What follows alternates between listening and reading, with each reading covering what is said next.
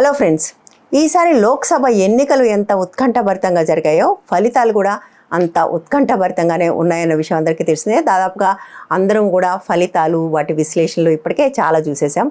But అయినప్పటికీ కూడా ఇందులో కొన్ని స్నిప్పెట్స్ మీ ముందుకు తీసుకొద్దాం అనుకున్నాను. హైలైట్స్ అనుకోండి, స్నిప్పెట్స్ అనుకోండి. అందులో మొట్టమొదటిది అయోధ్యలో రామాలయం ఉన్న చోట భారతీయ జనతా పార్టీ ఓడిపోవడం. ఇది అఫ్కోర్స్ అందరికీ తెలిసిన విషయమే. ఇప్పటికే అనేక చోట్ల ఇది వచ్చింది. అయితే కేవలం అక్కడ భారతీయ జనతా పార్టీ ఓడిపోవడం మాత్రమే కాదు, దాని చుట్టూ ఇంకా అనేక ఆసక్తికరమైన సంఘటనలు కూడా జరిగాయి. ఫైజాబాద్ నియోజకవర్గంలో అయోధ్య, ఇప్పుడు రామాలయం కట్టిన అయోధ్య ఉంది.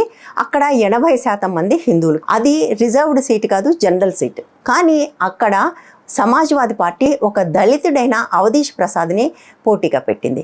అంటే రామాలయం ఉన్న చోట కొన్ని వందల వేలగా గుడిలో ప్రవేశం నిరాకరించబడిన ఒక కులానికి చెందిన వ్యక్తి అక్కడ పోటీ చేసి గెలిచాడు అంటే అక్కడ ప్రజలు ఈ గుడి రాజకీయాల పట్ల ఎంత విముఖంగా ఉండి ఉంటారో అర్థం చేసుకోండి. అంటే ప్రజలకు కావాల్సింది ఆలయం కాదు, బడులు, ఉద్యోగాలు అనేది మరొకసారి చాలా స్పష్టంగా వాళ్ళు అక్కడ చెప్పినట్టుగా మనకు అర్థమవుతుంది. అయితే ఇది కేవలం అయోధ్యకు మాత్రమే కాదు, మరొక టెంపుల్ టౌన్లో కూడా ఇదే జరిగింది. మనకు తెలంగాణ యాదాద్రిలో 2000 కోట్లతో బీఆర్ఎస్ ప్రభుత్వం గుడి కట్టిందన్న విషయం తెలిసిందే.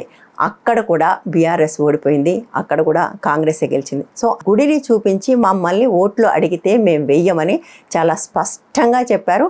అఫ్కోర్స్ భారతీయ జనతా పార్టీకి దేశమంతా చెప్పింది గుడిని చూసి మేము ఓట్లేదు అనేది. ఇక్కడ యాదాద్రిలోనే అదే జరిగింది, అయోధ్యలోనూ కూడా అదే జరిగింది.